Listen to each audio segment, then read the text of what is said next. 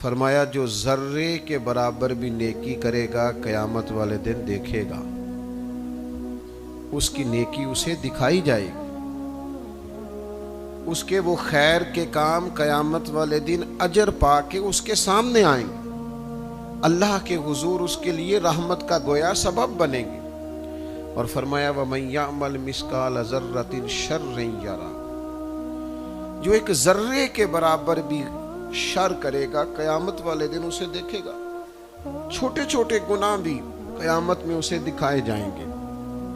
جب یہ آیہ کریمہ نازل ہوئی اور حضرت ابو بکر صدیق رضی اللہ تعالیٰ عنہ نے سنی تو امام قرطبی فرماتے ہیں جناب صدیق اکبر کھانا کھا رہے تھے، کھانا چھوڑ دیا اور عرض کرنے لگے یا رسول اللہ صلی اللہ تعالیٰ علیہ وسلم، ہم ذرہ ذرہ برابر بھی گناہ دیکھیں گے قیامت میں، ذرہ ذرہ برابر بھی نیکیاں سامنے آئیں، یعنی ذروں کے برابر بھی؟ یہ فرما رہا ہے میرا رب۔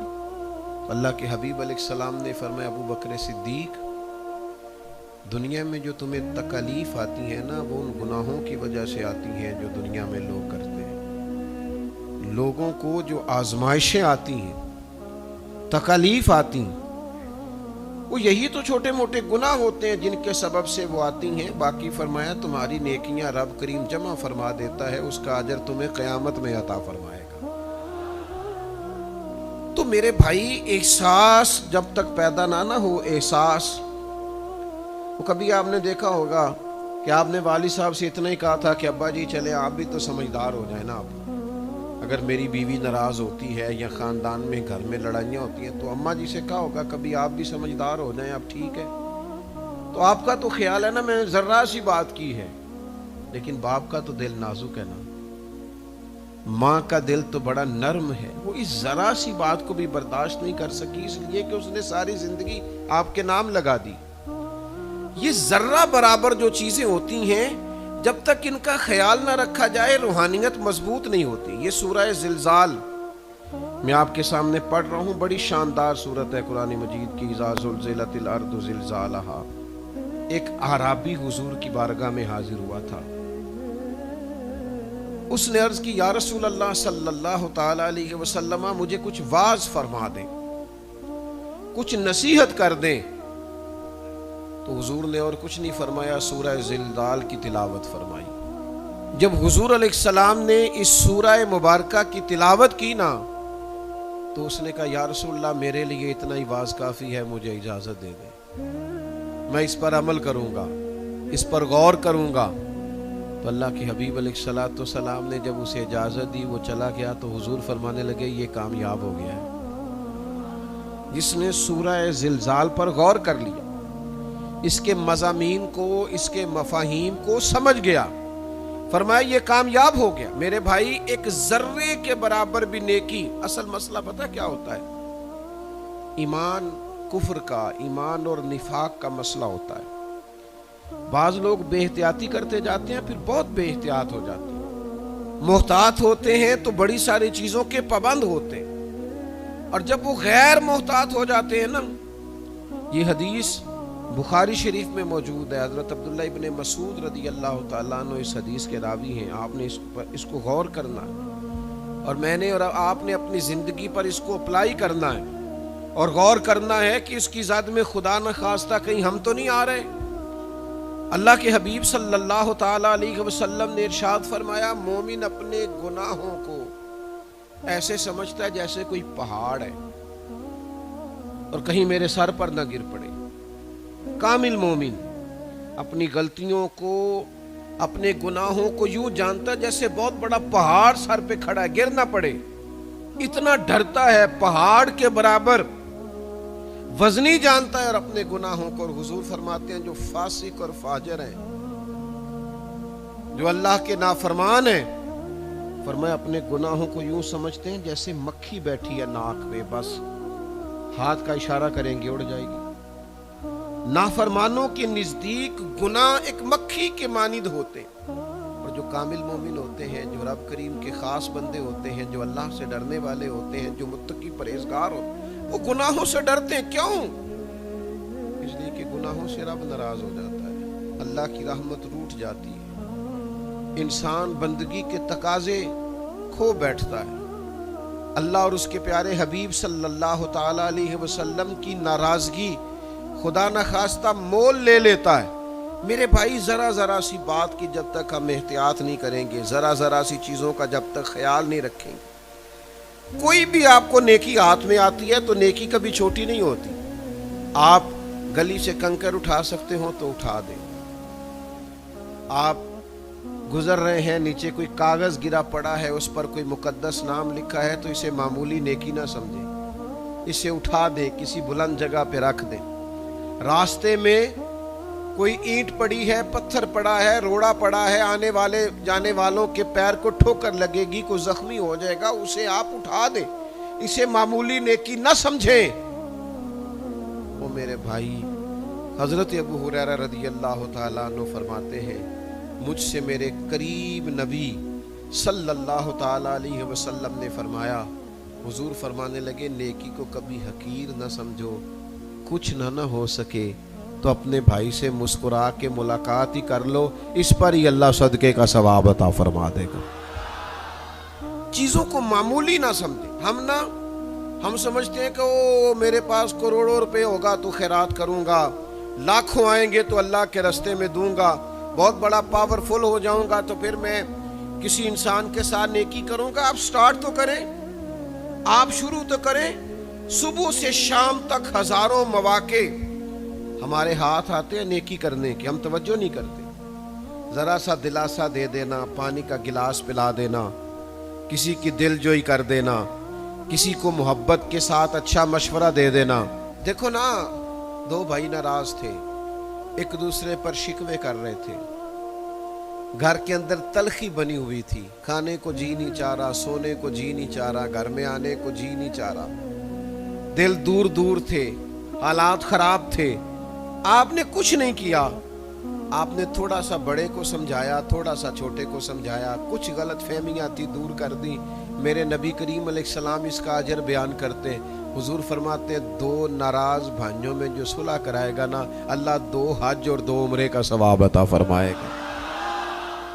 پر بلے شاہ تو آسمانی اڈدیاں پھڑنا ہے، آج جڑا گھر بیٹھا یہ نو پھڑیا ہی نہیں۔ کتنی ساری نیکیاں تھی جو آپ کے ارد گرد ہیں، توجہ نہیں کرتے۔ میرے بھائی، اپنے آپ کو مزین کریں، آراستہ کریں نیکیوں کے ساتھ۔ مومن اس طرح نہیں ہوتا کہ کبھی کو نیکی ملی تو کر لی، مومن تو سراپا نیکی ہوتا ہے، اس کا اٹھنا بھی نیکی، بیٹھنا بھی نیکی، کسی سے ملاقات کرنا بھی نیکی، اس کا کما کے لا کے رزق حلال بچوں کو کھلانا بھی نیکی، ماں باپ کے ساتھ محبت کی نگاہ سے دیکھنا بھی نیکی، اچھی رائے دینا بھی نیکی، اچھا مشورہ دینا بھی نیکی۔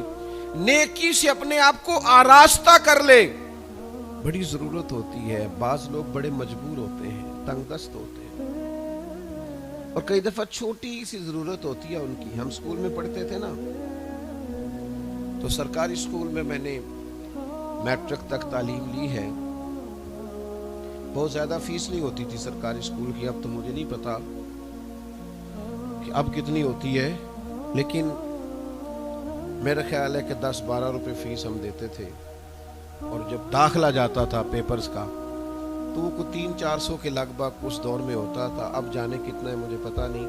یہ معمولی سی رقم، بالکل معمولی سی، لیکن کچھ بچے بیچارے اس لیے پیپر نہیں دے پاتے تھے کہ ان کے پاس وہ 300-400 بھی نہیں ہوتا تھا، ذہین تھے، لائق تھے، ان کی ماں دعا مانگتی تھی کہ میرا بیٹا بھی پڑھ جائے، ان کا باپ چاہتا تھا کہ میرا پتر میری طرح مزدوریاں نہ کرے، اعلیٰ تعلیم پائے، کسی اچھی جگہ پہ جا کے رزق حلال کمائے۔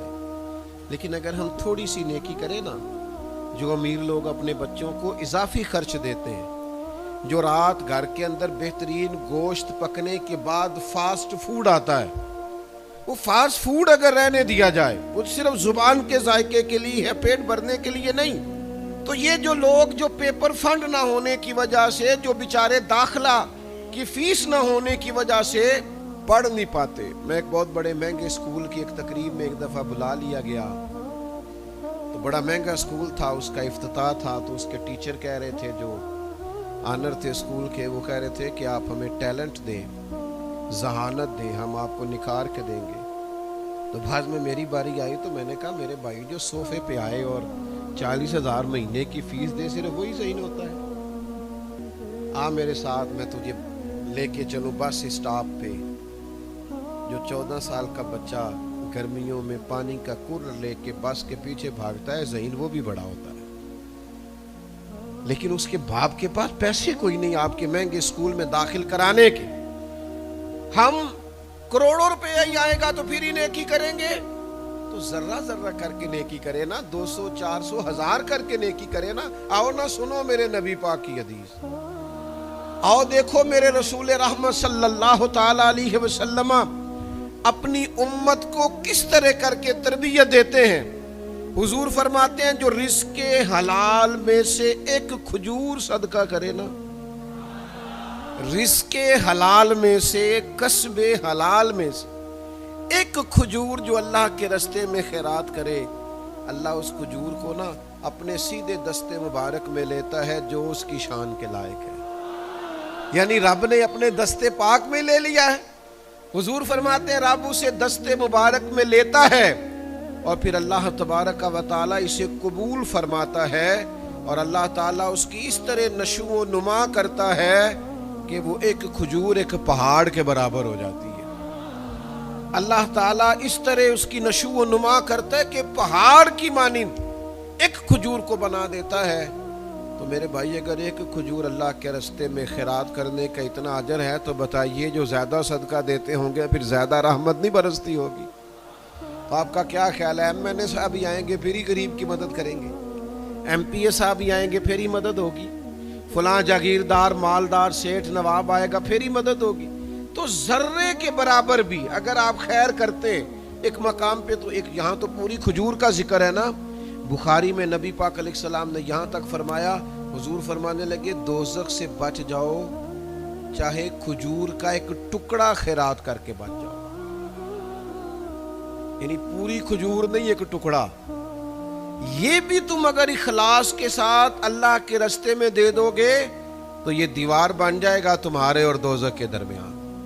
تو میرے بھائی کچھ نہ کچھ نیکی، چھوٹی سے چھوٹی نیکی، ہر وقت نیکی کرنے کا مزاج، ہر وقت نیکی کرنے کی طبیعت، اس کو پیدا کریں۔ اگر آپ چھوٹی سی چھوٹی نیکی کا خیال کرنے لگیں گے نا، پھر آپ اپنے دل کا دھیان رکھنے لگ جائیں گے، دل کا، پھر تو آپ یہاں تک خیال کریں گے کہ دل سوچتا کیا ہے، جاتا کدھر ہے۔ آج کل دیندار زیادہ ہے کہ دنیا دار زیادہ ہے؟ آج کل دنیا کی طرف زیادہ مائل ہے، ہرس ہوس کی طرف، کہ رب رسول کی طرف زیادہ مائل؟ آپ دھیان رکھیں گے جب انسان حساس ہو جاتا ہے نا، حساس، کچھ لوگ بڑے حساس ہوتے ہیں، وہ ذرہ برابر بھی، ذرہ بھی لگا ہوا ہو نا ان کے کپڑوں کو تو انہیں تکلیف ہوتی ہے، کہتے ہیں پہلے یہ صاف کر لو۔ جب آپ اس طرح کے حساس ہو جائیں گے نیکی کے مسئلے میں تو آپ کو لطف آئے گا، آپ محسوس کریں گے میری روح تازہ ہو گئی۔ لیکن پرہیزگاری کے معاملے میں طبیعت کا حساس ہونا بڑا ضروری ہے۔ ہم پیسوں کے معاملے میں حساس ہوتے ہیں، اپنی عزت کے معاملے میں حساس ہوتے ہیں، پروٹوکول کے معاملے میں حساس ہوتے ہیں۔ تو نے مجھے پوچھا نہیں، تو نے فلاں جگہ مجھ سے مشورہ نہیں لیا، فلاں جگہ میں آیا تھا تو میرا تم نے استقبال ٹھیک نہیں کیا، اور میری تم نے رسپیکٹ ٹھیک نہیں کی، اور مجھے تم نے عزت ٹھیک نہیں دی۔ ان سارے مسئلوں میں حساس ہوتے ہیں۔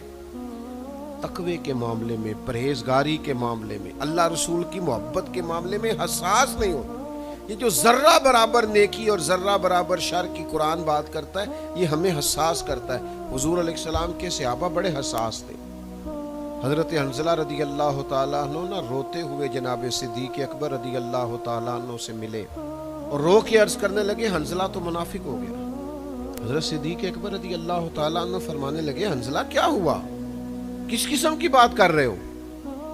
تو جناب حنظلہ عرض کرنے لگے جب تو ہم نبی پاک علیہ السلام کی بارگاہ میں ہوتے ہیں نا تو حضور جہنم سے ڈراتے ہیں اور جنت کا ذکر کرتے ہیں تو ہمارے دل نرم ہوتے ہیں اور اللہ رسول کی طرف مائل ہوتے ہیں۔ لیکن ابو بکر صدیق جب ہم حضور کی بارگاہ سے اٹھ کے جاتے ہیں تو پھر ہمارے دل کی وہ کیفیت نہیں رہتی، وہی دنیا داری، وہی روز کے معاملات۔ تو یہ نفاق نہیں، منافقت نہیں۔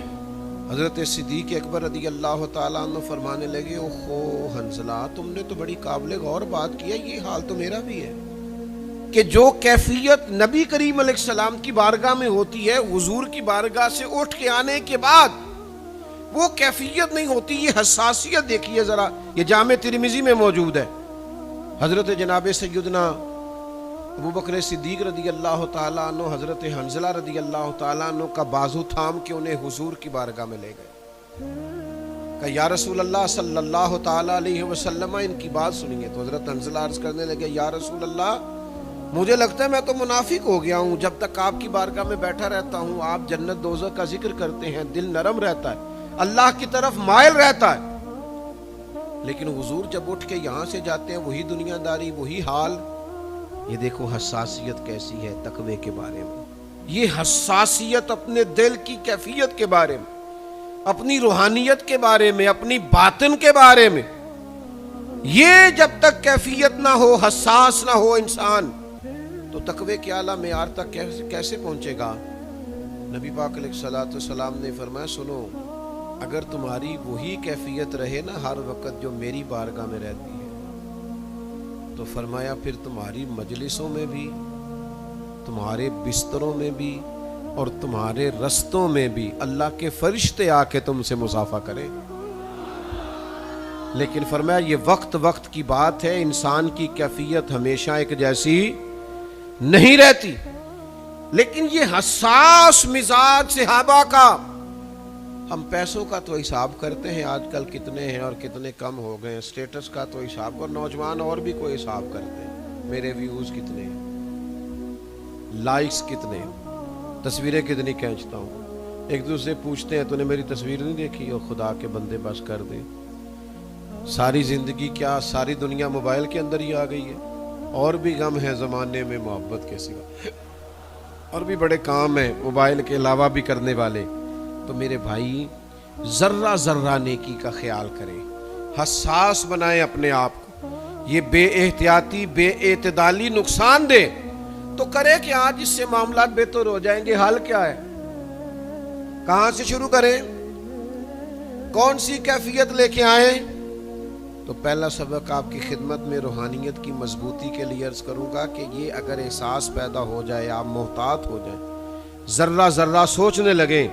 پہلی بات سبق کے طور پر یہ ہے کہ اپنے رب کی بارگاہ میں کثرت سے استغفار کریں, اکیلے بیٹھ جائیں, توبہ کریں اللہ کے حضور, توبہ کریں. نبی پاک علیہ السلام نے فرمایا تمام انسان گناہگار ہیں.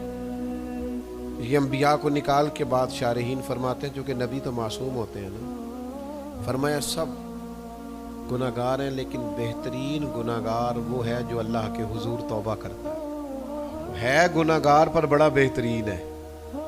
بہترین گناہگار وہ ہے جو اللہ کی بارگاہ میں توبہ کرتا ہے. توبہ کریں, اس کے حضور آئیں, رجوع لائیں, اور حضور قلب کے ساتھ, اچھی نیت کے ساتھ, اور اگر ہو سکے تو اپنے گناہ کا اعتراف کر کے, یا اللہ میں بھول گیا تھا, یا اللہ مجھ سے غلطی ہو گئی, اے اللہ نفس غالب ہو گیا, مالک میرے اندر یہ بات میری ناجائز خواہش نے پیدا کر دی, مجھ سے درگزر فرما. میرے بھائی خاص توجہ کر کے ندامت کے ساتھ اللہ کے حضور رجوع لائیں, توبہ کریں, اور بار بار کریں, اور سہ بار کریں. یہ کر کے دیکھیں, اور تنہائی میں کریں, اور اکیلے میں کریں, اور اپنے رب کو منائیں. اللہ کے حبیب علیہ الصلوۃ والسلام نے فرمایا اس کے لیے خوشخبری ہے جو اپنے نامہ اعمال میں کثرت سے استغفار رکھتا ہے. جو زیادہ استغفار پڑھے اس کے لیے خوشخبری ہے, زیادہ سے زیادہ مصلی پہ بیٹھا کرے, اللہ سے معافی مانگا کرے. ہمارا نا بہت سارا وقت شغل میں گزر جاتا ہے. اب تو نیکی بدی کے معاملے میں بھی ہم مذاق کرتے ہیں. لوگ کہہ رہے ہوتے ہیں اگر فلانا طبقہ بخشا گیا تو میں نہیں پیچھے رہتا, فلانوں کو معافی ہو گئی تو ہم تو پھر گئے. او بھائی کس طرح کی باتیں, مومن کا یہ لب و لہجہ ہی نہیں. مومن تو اپنے رب سے ڈرتا ہے, وہ تو ہر وقت اس کے حضور عاجزی لاتا ہے.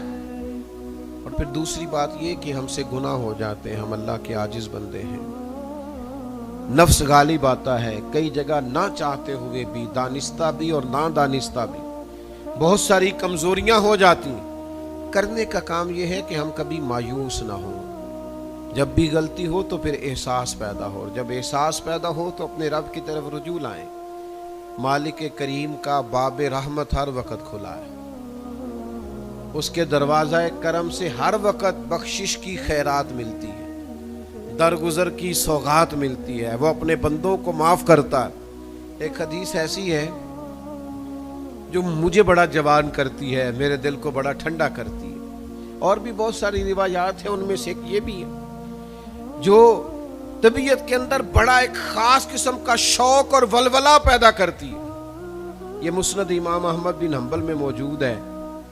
حضور علیہ الصلوۃ والسلام فرماتے ہیں وہ جب شیطان نے سجدہ نہ کیا جناب آدم کو تو اللہ تبارک و تعالیٰ نے شیطان کو نکال دیا، تو شیطان نے وہاں ایک بات کی، وہ کہنے لگا اے میرے مالک، جب تک تیرے بندوں کے جسموں میں روح رہے گی نا میں انہیں گمراہ کرتا رہوں، یعنی بندے کے مرنے تک، سانس ٹوٹنے تک، جب تک اس کے وجود میں روح رہے گی میں گمراہ کرتا رہوں گا۔ مالک کی رحمت پہ ہماری اولادیں قربان، ہمارے ماں باپ قربان، اس کے انداز کرم پر ہماری ساری عزتیں قربان۔ نبی کریم علیہ السلام فرماتے ہیں جب شیطان نے کہا نا کہ جب تک ان کے جسموں میں روح رہے گی میں انہیں گمراہ کرتا رہوں گا، تو حضور فرماتے ہیں رب کریم نے فرمایا سونو لعین، پھر مجھے بھی میری عزت اور جلال کی قسم، یہ جب تک مجھ سے معافی مانگتے رہیں گے میں انہیں معاف کرتا رہوں گا۔ فرمایا میں انہیں معاف کرتا رہوں گا، جب یہ معافی مانگیں گے نا یہ آئیں گے، چند آنسو بہائیں گے، رب معاف فرما دے گا۔ اس گناہ سے کبھی ہم نے کنارہ نہ کیا، پر تو نے بھی تو دل آزردہ ہمارا نہ کیا، معاذ اللہ ہم نے تو جہنم کی بہت کی تدبیر، پر میرے مولا تیری رحمت نے گوارا نہ کیا، تیرے کرم نے گوارا نہ کیا۔ رحمت دا دریا الہی ہر دم وگد ہے تیرا، بس جے ایک قطرہ بخشے مینوں کم بن جاندا ہی میرا۔ تو جب تک استغفار کریں گے اللہ فرماتا ہے میں انہیں معاف، ایک تو استغفار کرنا ہے، دوسرا نہ سجدے زیادہ کرنے روحانی ترقی کے لیے۔ وَاعْبُدْ رَبَّكَ حَتَّى يَأْتِيَكَ الْيَقِينُ، اللہ فرماتے ہیں اپنے رب کی مرتے دم تک عبادت کرو، خوب سجدے، خوب عبادتیں، خوب توجہ، اپنے رب کے حضور خوب عاجزی، اس کی بارگاہ کی طرف خوب رجوع، یعنی بارشیں نہیں ہوتی تو نماز، زیادہ ہو جائے تو نماز، سورج گرہن لگ جائے تو نماز، کبھی کوئی کمزوری ہو گئی تو سجدہ، اللہ نعمت دے تو شکر کا سجدہ، کبھی غلطی ہو جائے تو رب کی بارگاہ میں معافی کے لیے سجدہ، سجدہ ہی سجدہ، عبادت ہی عبادت۔ میرے نبی پاک فرماتے ہیں جب تم اس کی بارگاہ میں سجدہ کرتے ہو نا تو تمہارے گناہ معاف کرتا ہے اور درجے بلند فرماتا ہے، جب تم اس کے حضور جھکتے ہو نا او ہو، کیوں جھکیں کسی دنیا دار کے سامنے، کیوں تعریفیں کریں کسی مالدار کی، ساری تعریفیں رب رسول کی نہ کریں، ساری نعتیں مدینے والے محبوب کی نہ پڑھیں، سارے سجدے اپنے رب کو نہ کریں، کسی اور کے سامنے جھکو دنیا دار کے تو عزت میں کمی آتی ہے، اور جو رب کے حضور جھکتا جاتا ہے اللہ اسے عزت عطا فرماتا جاتا ہے، اس پر کرم برستا جاتا ہے۔ تو عبادت کا ذہن بنا ہے، راتیں لمبی ہیں نا ماشاءاللہ، آج کل تو تہجد پڑھنے کے دن ہے، 11 گھنٹے کی رات، صبح سحری میں بندہ اٹھے، گرم بستر چھوڑے، ٹھنڈے پانی سے وضو کرے، اور اس حال میں جب رب کے حضور جھکے تو حضور فرماتے ہیں جو تہجد کی نماز کے لیے کھڑا ہو نا باقی عبادتوں پر اجر ملتا ہے، لیکن حضور فرماتے ہیں جو تہجد پڑھنے کے لیے کھڑا ہونا اسے دیکھ کے رب مسکراتا ہے جو اس کی شان کے لائق ہے، جو اس کی شان کے رب مسکراتا ہے۔ او بھائی عبادت کا ذوق بناؤ، طبیعت بناؤ، لگن پیدا کرو، اللہ کے حضور جھکنے کا ایک استغفار، دوسرا سجدہ، اور تیسری بات اگر چاہتے ہیں نا روحانی ترقی ہو جائے تو پھر اخلاق کا بہتر ہونا بڑا ضروری ہے۔ کچھ لوگ تلخی کرنے کے بعد، کسی کو پریشان کرنے کے بعد خود بھی پریشان ہوتے ہیں، تو پھر تھوڑا صبر نہ کر لیا جائے، کسی کو ڈانٹنے کے بعد خود وہ پریشان ہونا ہے تو پھر ذرا اپنے اخلاق کو بہتر کرنے پر تھوڑی توجہ نہ دے لی جائے۔ याद रखना, निरे चिल्लों से, वजीफों से, तस्बीहों से अल्लाह रसूल नहीं मिलते, बल्कि नबी पाक सल्लल्लाहु ताला अलैहि वसल्लम ने फरमाया, ये मुस्नद इमाम अहमद बिन हंबल में हदीस है, कितने सूफिया मेहनत करते हैं हुजूर के कदमों तक जाने के लिए, और नबी पाक सल्लल्लाहु ताला अलैहि वसल्लम फरमाते हैं, तुम्हें पता है वो शख्स कौन है जो क़यामत के दिन मेरे सबसे ज़्यादा करीब होगा? और फरमाया वो मेरा महबूब भी है। या रसूलल्लाह सदके जाएं आपका महबूब, और क़यामत में आपके करीब। फरमाया तुम उस शख्स के बारे में जानते हो जो मेरा महबूब है और क़यामत में मेरे सबसे करीब होगा? या रसूलल्लाह वो कौन है? फरमाया जिसके अखलाक अच्छे हैं। अखलाक अच्छे करके ना बंदा हुजूर का महबूब बन जाता है। कौन मोमिन नहीं चाहता कि नबी करीम का महबूब बने? थोड़ा रवैया ठीक रखे, आपको लुत्फ आएगा, दरगुजर करके तो देखे, मजा आएगा। लेकिन हम बड़े तल्ख होते हैं, बस किसके पास थोड़ा सा इख्तियार आता है वो डांटना जरूरी समझता है और नाराज होना जरूरी समझता है। आप मीठे हो जाएं, कड़वे ना हो। दुनिया में सबसे ज़्यादा रूहानियत उसकी मजबूत होती है जिसके बारे में लोगों का ख्याल होता है कि ये कुछ भी नहीं करेगा, ये प्यार ही करेगा, इसने कुछ भी नहीं कहना, इसने मोहब्बत ही करनी, इसे बस प्यार बांटने की, बड़ा खूबसूरत आदमी है। इसीलिए हुजूर सल्लल्लाहु ताला अलैहि वसल्लम फरमाते हैं कामिल ईमान वाला भी वो है जिसके अखलाक ज़्यादा अच्छे हैं। चौथी गुजारिश वो है हुकूकुल इबाद का ख्याल रखना, बंदों के हक नहीं ज़ाया करना। अगर चाहते हैं रूहानी तौर पर मजबूत हो जाएं तो माँ बाप का हक मसला बड़ा नाजुक है। बहन भाइयों के हुकूक का ख्याल करना, बीवी के, और बीवी है तो खावंद के हुकूक, फिर औलाद का मामला बड़ा नाजुक हो जाता है, उनकी अच्छी तरबियत करना, उनके हुकूक का पास और लिहाज करना। और अगर आप किसी सरकारी ओहदे पर हैं, किसी अवामी ओहदे पर हैं जिससे आपकी पब्लिक डीलिंग है, तो आपको उसमें ना बड़ा हसास होना चाहिए। जर्रा जर्रा से मसले का ख्याल रखें। हम हक अदा ही नहीं करते, हम अपने जिंदगी शुगल मेले में गुजारते हैं, तवज्जो नहीं करते। हुकूकुल इबाद का मसला बड़ा ही नाजुक है। नबी पाक अलैहिस्सलाम ने एक दिन सहाबा से पूछा था, बताओ मुफलिस कौन होता है? तो अर्ज़ की या रसूलल्लाह जिसके पास पैसे ना हो, मुफलिस है, गरीब है। तो हुजूर ने फरमाया नहीं, मेरी उम्मत का मुफलिस वो है जो क़यामत वाले दिन पहाड़ के बराबर नेकियां लेके आएगा। या रसूलल्लाह नेकियां भी पहाड़ के बराबर, फिर मुफलिस है, गरीब है, क्या मतलब? हुजूर फरमाते नेकियां तो पहाड़ के बराबर हैं, पर इसने दुनिया में किसी को गाली दी, किसी को बुरा कहा, किसी को ताना दिया, किसी का हक दबाया, किसी को अजियत दी, तो फरमाया अल्लाह ताला इसकी सारी नेकियां उन लोगों को दे देगा। और अगर फिर भी इसकी नेकियां, इसके ज़िम्मे हुकूकुल इबाद बच गए तो फिर अल्लाह ताला उनके गुनाह इस पर डाल देगा। तो फरमाया मुफलिस है, गरीब है, अगरचे नेकियां पहाड़ के बराबर लाया है पर इसने हक बड़े ज़ाया किए।